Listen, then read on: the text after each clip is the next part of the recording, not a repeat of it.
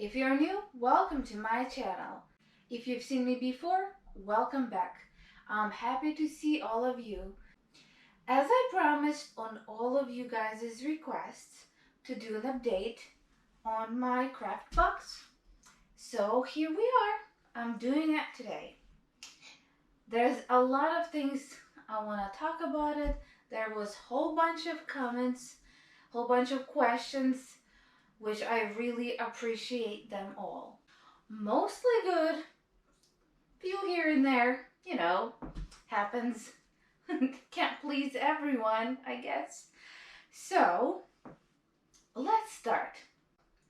There's a lot of you that said, well, it's been so and so months, how is it doing?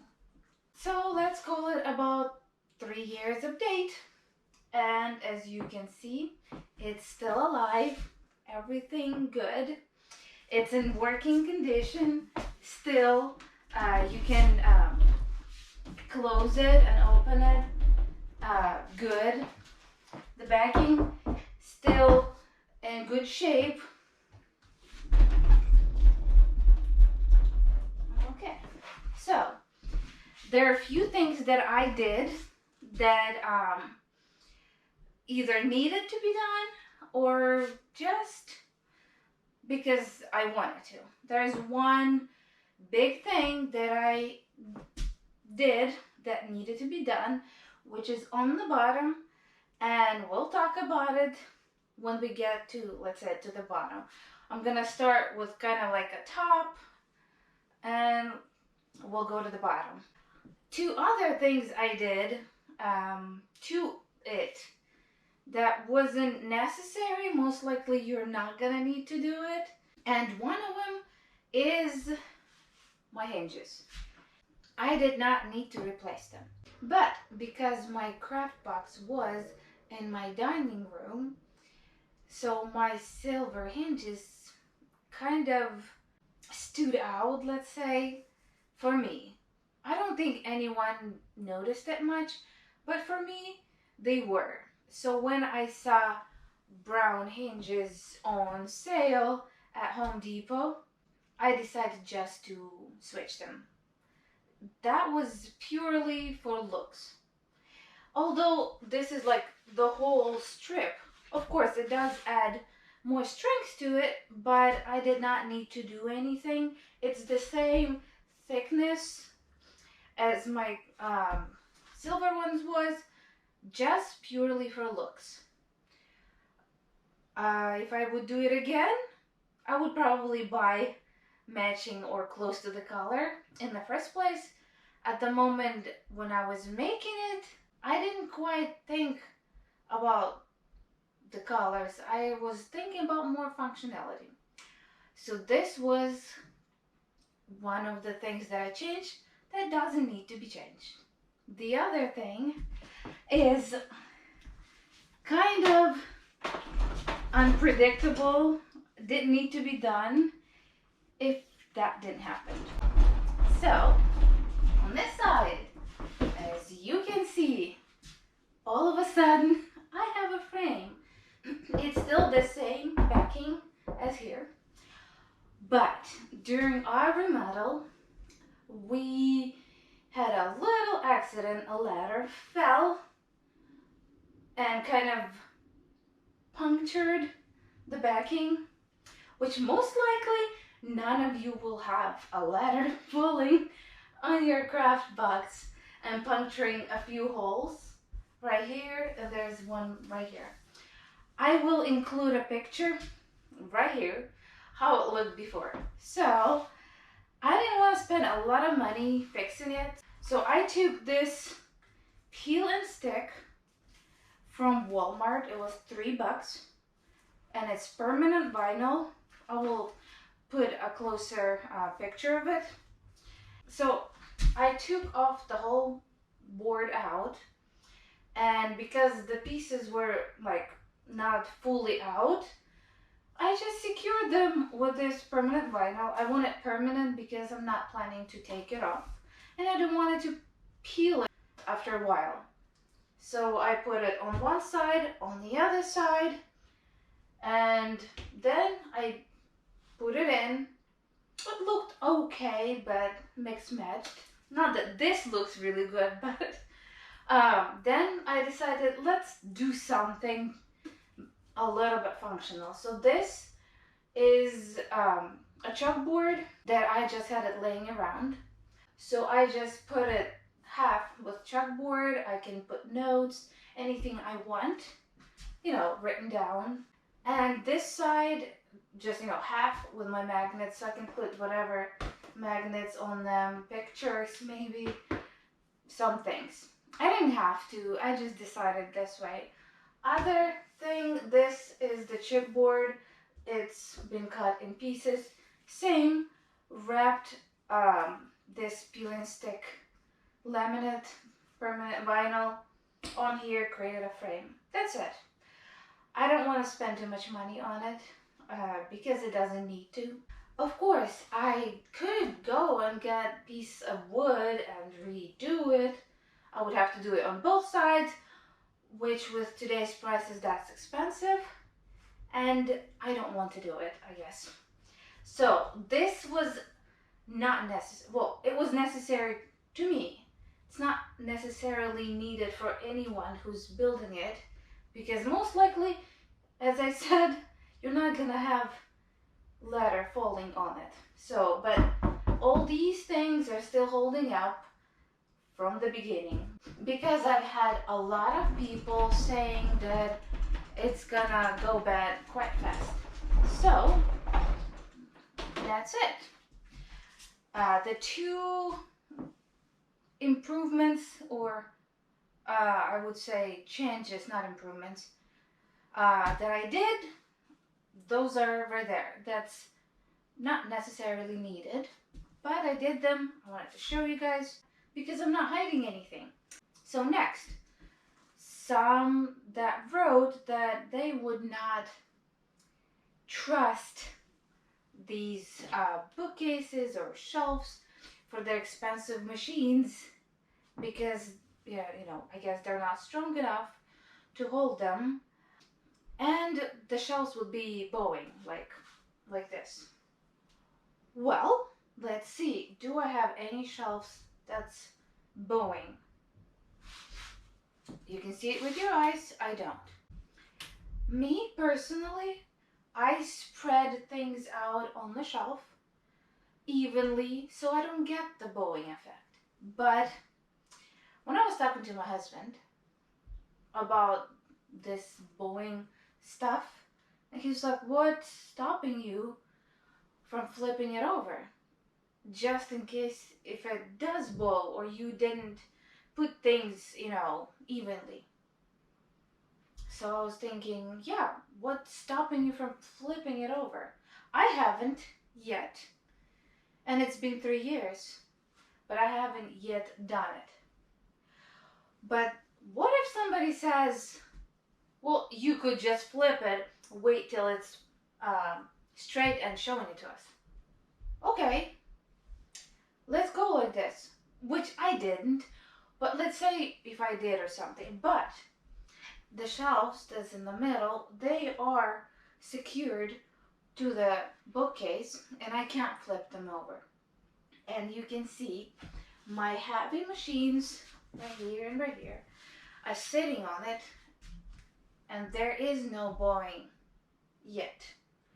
And you can see in my previous videos that my machines are always on these shelves and they're not bowing yet. It's been 3 years, as I said. So these shelves hold 50 pounds and the Cricut machine is like 20 something pounds, so it's like half the weight. It holds perfectly fine, all of these machines. So I would say it's pretty okay for right now. Working great. Another thing that I was asked a lot that about the shelves, when I open it, does things slide out? No, they don't. Because these shelves are not your average doors that you swing open. They're quite heavy to open it, so try to do it fast. Nothing slides. I even have this second shelf on here with the foil press, and no, nothing slides out. Even the belts didn't slide out. Let's do it again. And I will try to do it faster. As you can see, neither the light belts, nothing moved. So nothing slides out, which is great. Another question, or let's say a suggestion, was to put hinges while the bookcase is down on the floor would be easier. And yes, it would be easier, but it will not be, let's say, functional, because shelves can be built tiny bit, like even an eighth of an inch different. You know, you tighten it here better, looser on the other side.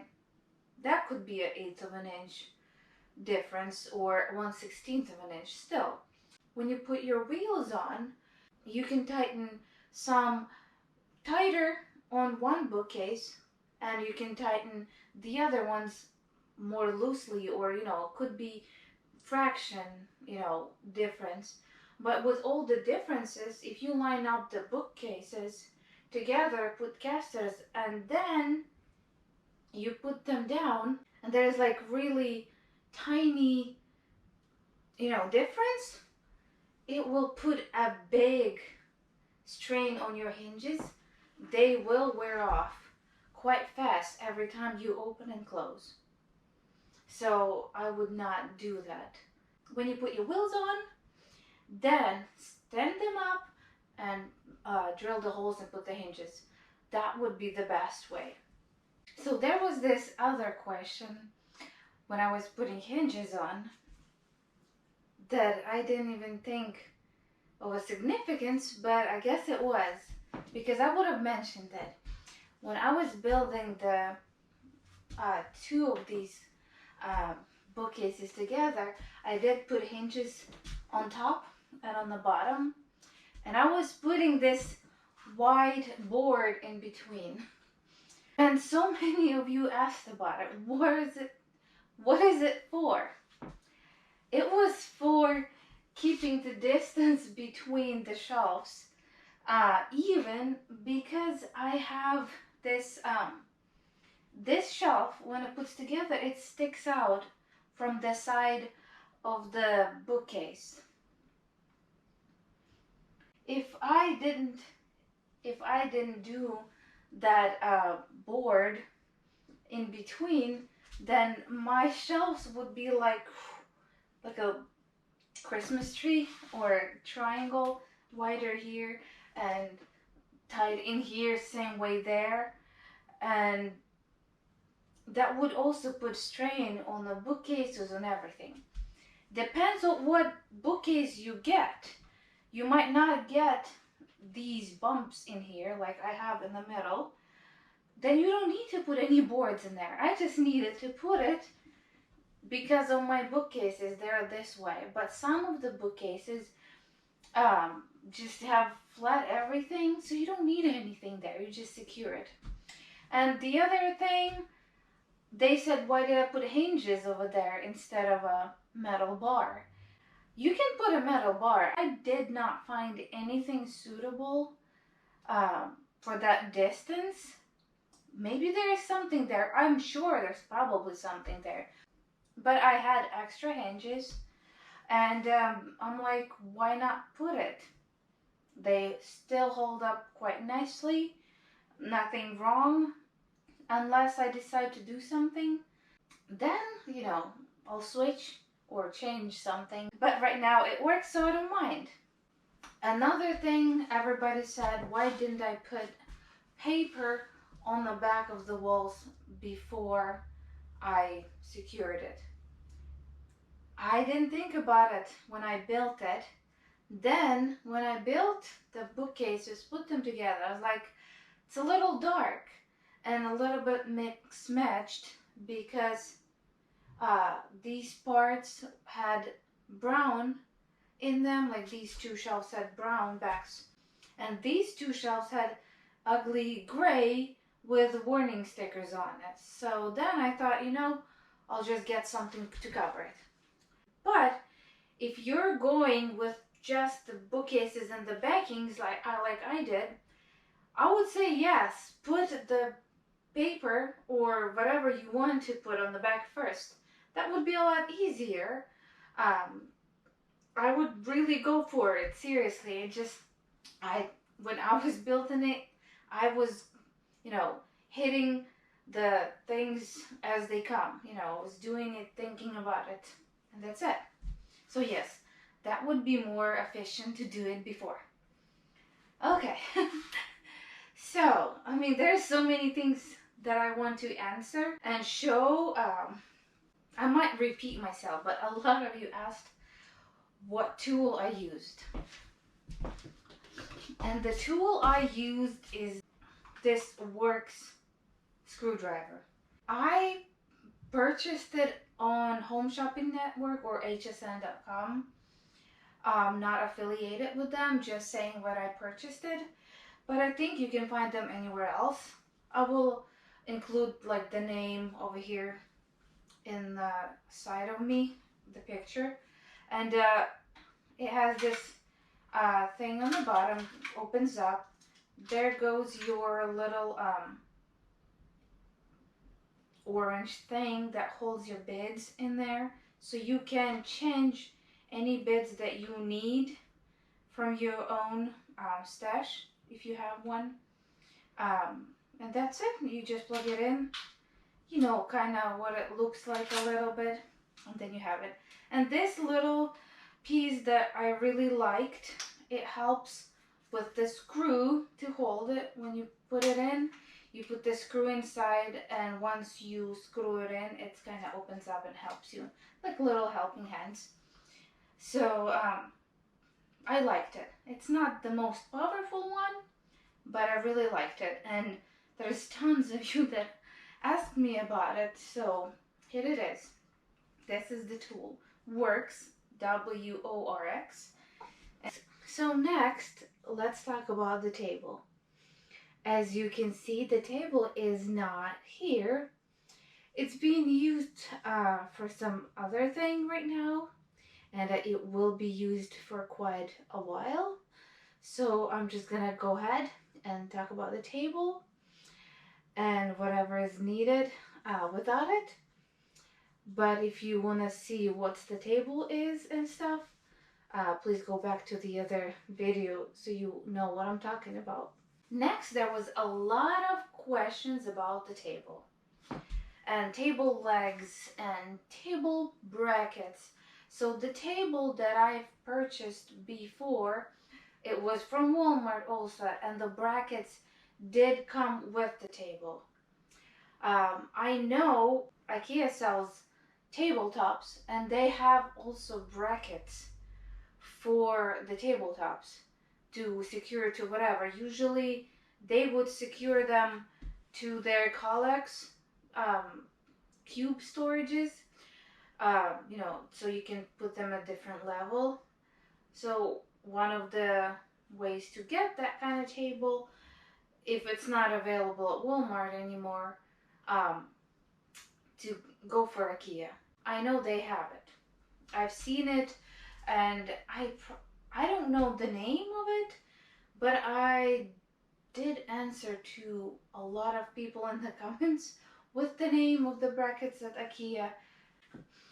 So the other thing, the legs. The legs that came with the table, I think I explained it, but maybe not as great, so I'll repeat myself. The legs that came with the table, they were also designed for the cube storage. So it was either really high or really low. So was not exactly height for this bookcase. So I had to go to the HomeDepot, and I looked for some legs. There was no legs like this. So when you go to just wood sections, I found these cylindrical tubes or something. They're solid wood, and they're bigger, smaller, thinner, thicker, however, whatever the size that you need. And they can cut it for you to the size that you want. But make sure when you build it, you really measure it as much as you want. You can also get the little kind of little feet there. So if you mess up, let's say a little bit of a height, let's say you cut a little bit more than you need to, there's little adjustable feet also at Home Depot, so that could offset a little bit of height if you need to. But those were not exactly legs. If you're gonna go look in the leg section, they will not be there. So it's just in the wood section and just cylindrical wood pieces. That's it. Another question was how sturdy it was to sew on it. And it was sturdy enough to sew on it for me. Looking at this height, me personally, I would like a lower table to sit comfortably, reaching the paddle and everything to sew, because I'm short. So I want the lower table, but it depends on preference. I would say try it, but you choose. You don't have to have that table also. You can just have a different table here and there. It's fine. Quick thing, at the end, if I still didn't talk about something that you really wanted to know or see, which I still have a lot of things to show and explain about it, but just in case if there's still something at the end that I didn't talk about it, let me know in the comments and I will do my best to answer it or to show it, or whatever means that I can do, I will. So next is our wheels, and then I'll talk about the important part that I did on the bottom. The wheels. I used to have a lip on the bottom of my shelves that I first put in when I built it, and then I took it out because it was on the way for my wheels to turn. Some of you said that's supposed to be there so that bookcases don't tip over and stuff. In my case, it was not. It was just decorational piece, and it was about 1/4 inch off the ground, even more, maybe a little bit. I think it was decorational plus sort of functional that big pieces don't slide under the bookcase and then you can never get them out of it, or you have to fish it out somehow.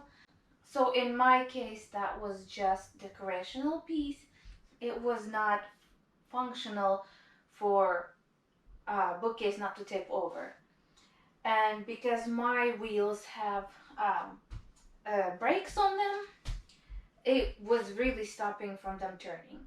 If you put wheels that don't have brakes on them, just up front or something, then you can keep it. It's just gonna look good. That's it. Who doesn't want it to look good? So yeah. Some more on wheels. A lot of questions about wheels. What size I used? I used 2-inch size, and I have brakes on all of them, which I don't use it on all of them, but it was a set. It was cheaper to buy one set with brakes than a little bit of with brakes, a little bit without it. I just went with the brakes for all of them. Not that I use them a lot, but I can if I need to. If you're gonna be using your craft box on carpet, I would go up in size on the wheels. Depending on your carpet, I would go to 3 or even 4-inch wheels, because this room used to have carpet and it was really tough to move around with 2-inch wheels. So yeah, I would say go up a size for sure. The other thing you have to account, and usually in the description, wherever you buy the wheels, it will say how much weight your wheel can handle. So one of my wheels handles 65 pounds. So 4 of them would be 260 pounds. And then you calculate if you can put the stuff on them. So 260 pounds for 4 wheels. Of course, you can put 5 wheels, one in the middle, that will hold another 65 pounds. But for my situation, 260 pounds for 4 wheels. One bookcase, just empty bookcase, were about 50 pounds. Just slightly off 50 pounds, but I counted as 50 pounds. So right away, I take away 50 pounds out of my 260 pounds.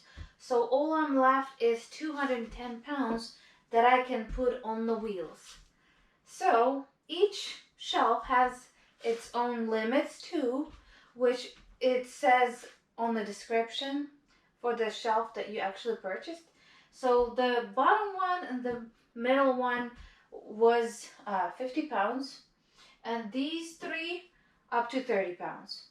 So that would be 190 pounds, and I have 210 left over, and max I could put in here is 190, which I don't think I even have that much on here, but you can, and that would be like the max. So counting this like 190, and I can put 210. So I was well within the pounds that I could put on my wheels. As I said before, if you put another wheel over there or 2, you raise the weight limit that you can put. But of course, think about the shelves on the bookcase, how much you can put on them, because you might actually get a bowing effect if you put too much that the shelf can handle. To reinforce the shelves so they don't bow, you can put like the L brackets. I called them corner brackets in my last video, but they called L shape brackets. There is all kinds of L brackets out there. So if you say this shelf will always stay this way and I want to put something heavier on it, you can get some like longer L-shaped brackets and just secure them to the shelf and to the side of the bookcase. So that way you can have something there, and you know, it will hold up from both sides. That way it won't bow because it has the support. But make sure your wheels can hold it too, whatever you're putting. So now we've come to the important part that has to be done. Unless you have a very light things in here, you might not, but I would suggest doing it anyways, because over time you might want to put more things in there or heavier things. So it's right here. So when I was building it, I was not even thinking about this. I'm not a carpenter. I don't build furniture, so I did not know that this could happen. So when the bookcase actually standing on the floor like it's meant to be, all the weight gets distributed on the sides of the shelf that's actually on the floor. Once I put the bookcase on the wheels, now everything is hanging, like there's wheels, there's bookcase, and it's hanging. So all the weight that's now on the shelf also distributed on the sides, but sides no longer standing on the floor, they're hanging. Like, so the more you put, the more pressure you put on the sides go like swing down, and then the wheels kind of like the bottom shelf, it's not gonna start to bow, but you would, it would kind of, you would think that it would bow, you know, you would see the effect or something. So what I did is right here, I've added a 2x4 to both corners, and I secured the 2x4s to the side of the shelf, to the side of the bookcase, and to the bottom shelf. So now it's not going anywhere. And then to make it straight, because if I put casters now, it might actually bow this way or this way. That wouldn't be good. But to make it straight or leveled on those 2x4s, I put a board. It's actually two longer pieces of board, and I put some contact paper, brown contact paper on it, so it kind of matches. So this way now, the bookcase is actually has its own floor that it stands on, and I put the wheels under the floor. I hope this makes sense. So now nothing is hanging on the bottom shelf, because if you put too much stuff, the bottom shelf might snap, and that would not be a good thing.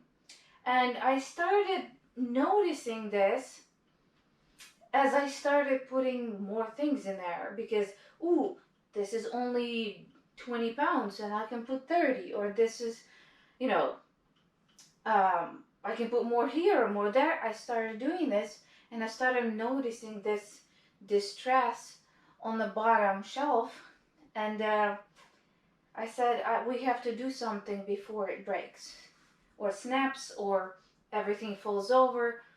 You know, machines can fall, break. I mean, a lot of things can happen. So I did not want this to happen.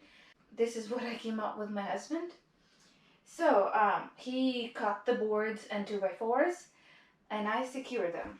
I mean, you can still see the screws in there. I will show you in the close-up of the screws that you can see. Of course, I will show really the close-up how it looks. But with that thing, I have an extra shelves. Now my spare plates for my Geminis are sitting in there.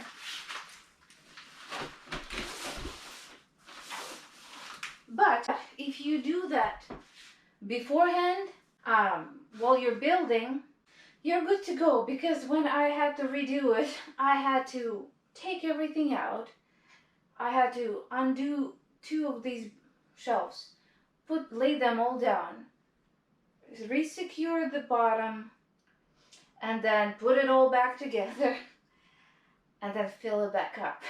So I would say this is the most important thing that you can do when building it, is secure the bottom shelf to the side of the bookcase.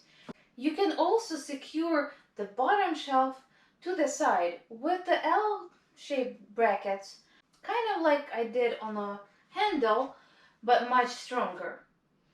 But in my opinion, I would do something like that, like I did. Like you create a floor for the bookcase, so it's not hanging on the last shelf, even with the L brackets. Just mimic the floor. I would say the best thing is to mimic the floor for the bookcase and put the wheels under it. I've had somebody said that they created this craft box, but they found like a dollies or something like that they secured to the bottom, and now the bookcase is actually standing or sitting on the dollies. So it's pretty much like the same thing. They created a floor for the bookcase, and then, you know, wheels kind of under the floor. So that the only thing that is major that I would have done it. But other than that, everything is great. if accident didn't happen, everything would have matched and would have looked like originally been done. And that's it. A lot of you asked me, how do I organize it? At this moment, this is how I organize it. Later in life, who knows? But for now, it's going to be like this. These top shelves are my dies and stamps. And also these folders are also my dies and stamps. This is the earlier way how I was storing them. So I had like pieces of a collection on the outside so I can see what's inside. But the newer way that I actually really like it, I put the stamps and dies either by the collection or by whatever, the set it came in, and I numbered it right here. Of course, it looks a bit ugly right now because numbers are on the tape, but I will do something really nice with them, and I will show you guys. And I like that these are smaller folders, so I can grab them with one hand and just go and do things. These ones nice too, but they are heavy, so I would need two hands to get it out, take it in, and not always I want all of this stuff that's in here, to take it out. Now you have a lot of space on your desk or on your floor taking. So this is what I decided to do, and I really like it. And to know what's actually inside these, because they're all numbered only right now, so the numbers do represent things. And what I did is I have two of these binders already, because they go up to, the folders go up to 77, and these are not counted, so just the little ones. And now I have all of the numbers and the packaging that I would take them out. I just saved the packaging, cut it out, and place it on the copy paper inside a sleeve, and that's it. So this is my number 1, this is my number 2, and what's inside the folder. And this way I can just sit down and look through it and see what I have. Ooh, I like this die, or I like that die, I like that stamp. And I can just say, ooh, this embossing folder is in folder 16. So just grab the 16. And maybe I want this embossing folder now. It's in number 26. I just grab 16 and 26 and take it to the table. And this way I get my inspiration by sitting, just looking through the folder, see what I like, what matches, or what goes with whatever I'm doing at that moment, whatever my project is. And then I just pick out.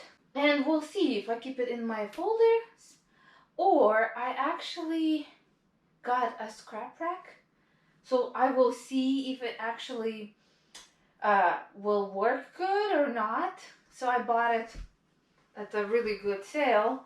So we'll see how that will work out. I'm kind of want to put it on a scrap rack, but we'll see how much space it will take and stuff like that. So that will be in the future. Of course, right now these are kind of plastic and they kind of stick together, as you can see.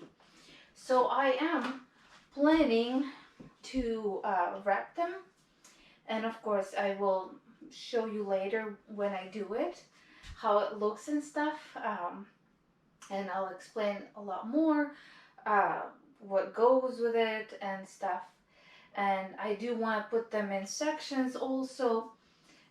That's for later too, like Christmas stuff and this and this. So I mean, there's still quite a bit to do, but this is how dies and stems for now are being stored. Another very popular question. It's like almost every other question. How do I store 12 by 12 paper? And as you can see, I don't. Not in here. Paper is so heavy.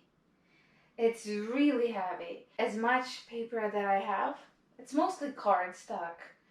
But I mean, they're gonna call it paper pads and stuff, but they're cardstock. Mostly 99% is cardstock and a little bit of paper. And I store it separately on the heavy duty wire shelf. I will include a picture right here so you can see it, how I store it. I might change it a little bit later, but this is the way I do right now. But you can store some of the paper here, even though, let's see, even though that this is 11.75, I think, inches wide. So it's not actually 12 by 12. But here, I have a 12 by 12 paper pad, or cardstock pad, but paper pad. And if I put it in, this is how much it sticks out. About 1/4 of an inch, maybe a little bit more. So you can store it like this, but you have to make sure that it doesn't hit anything over here. So right here, my shelf is, this shelf is higher than this shelf. So it's perfect. So what, and the binders are actually about 1 inch inside. So there's inch free in here. So when I close it, okay, and closes it perfect. So I can store somewhere, but I have so much paper that I would need like 1.5 or 2 of these shelves just to store the papers. And I don't think the shelves actually will hold that much weight because it's very heavy. So yeah, I store it on a separate shelf. The next very, very popular question was, how do I store my vinyl or iron on, or it's heat transfer vinyl, HTV. So I stored in these magazine holders, which are from the Dollar Tree or dollar store, or now they are $1.25 store. So here it is. I just roll them and I store them. So let's see, it's 2, 4, 6, 8, 10, 12, 14, 16, 20, 22, 23. I got 23 in one of those. I just rolled them. I did not force them like really tight. As much as they could go, and I just rolled them. So I have 23 in here. And there you go. And there's as much is here too. Okay, so I left some of them on purpose on a roll that came, you know, the vinyl, or I don't know, comes in. So right here. And I have 2, 4, 6, 7, and I can put one more instead of these 2. So 8. You can have 8 with the roll, or you can have 20 without a roll. Right here. So you choose. If you have the longer ones that you can buy, like the 5-foot ones. So right here, I got the 5-foot ones, and I got 2, 4, 6, 8, 10, 12, 14, 15. I can probably 16. I can fit 16 in here. 20 to 23, 16 of the 5-foot. This is 5-foot vinyls. So this is how I store. So let's see what I got here. I got here my super huge rolls. So don't count that. But if I have a have 20 here, about 20 here, about 20 here. That's what, 60. A 16 in here, another almost 16, but let's say I have another 16. That's another 32. That's 92 rolls already. There's 8 of those big ones, but right here, if I put all of them, like roll them nicely, right here, I already have like 100 rolls. I've seen lots of different ways you can have them flat. If you have a space, you can have them flat. That will take like very little space. People have lots of storages, like hanging storages on the wall, on the doors, but they keep them in the original roll. That's why it takes a lot of space. I took them off the roll and I have like 100 right now on one shelf. This is the way I keep them. You can choose a different way. There's no wrong way. I like to save space this way, but I'm telling you, everyone has their own way to store it. So, what else I can talk? There's vinyl, there are die stamps. These are my foils mostly. These are my ink pads, some of my markers. There's more markers in here. So a lot of you asked me for a close-up, so I will do at the end like a really close-up shots of what I have. But this is how I organize it. This is how it's doing. I hope I didn't miss anything, because I don't know what else I can say. But if there is anything else that I didn't say that I should have, let me know. Oh, one more thing.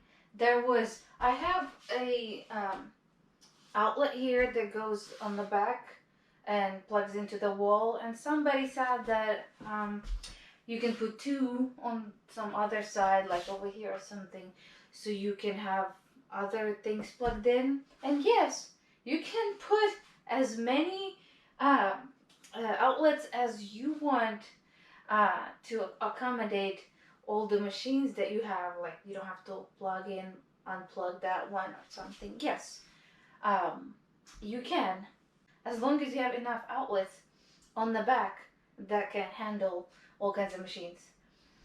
I've been crafting for a long time, and I don't store all of my things in here because there's just no room for it.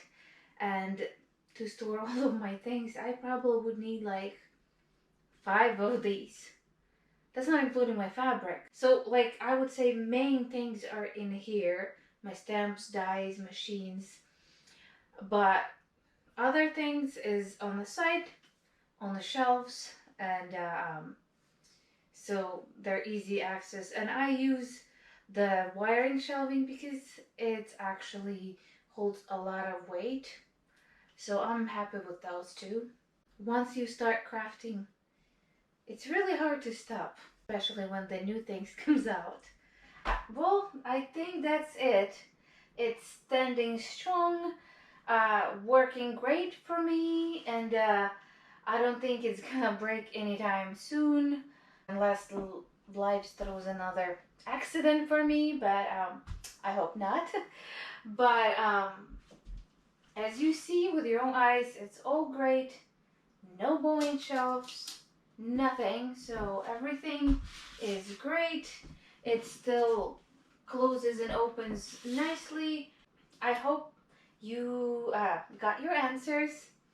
And if you still have any more questions, please feel free to ask them. I usually have my phone close to me so I can answer them. And if you like the review, please hit the like button. And don't forget to subscribe, of course, so you don't miss my future videos. And one more thing.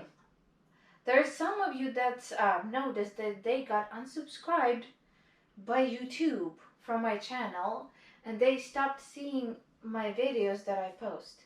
So please check if you still subscribed, because it could be an error, a glitch, or something on the YouTube side that kind of unsubscribes people. I don't know why this happening, but some of you already told me that they got unsubscribed, and they did not unsubscribe. So please check your subscriptions so you don't miss any of my future videos. And I hope you liked it, and don't forget to share the video, and I guess I will see you in the next video. Okay, so this is the close-up as I promised. So this shelf with my stems and dies. This is my vinyl or HTV storage, as I showed before. Also, I keep my magazines, subscription magazines there. Okay, my Cricut Explorer foil press and the MIDI. These are my markers like tri-blends and tricolor, my Spin-It and other little things. And on the bottom I have my two machines, the cover stitch and serger.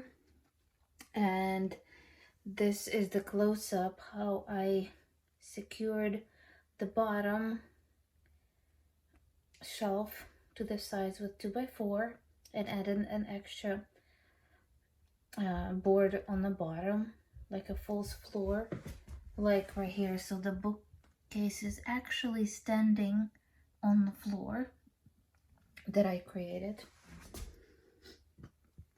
So here we've got my big Gemini Pro, some more stamp and die storage, maker, some mixed stuff, and some more stamps and dies, and my foil pens, some more stamps and dies, my other little machines and easy press, my inks, my markers and sparkle inks on the left, and some more storage for stamps and dies.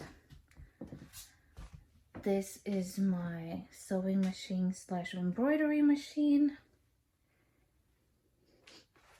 And this is my button press and other little things. Two machines, Geminis. My foils for foil quill and for Gemini. And just shelves with little things. And some more storage for stamps and dies.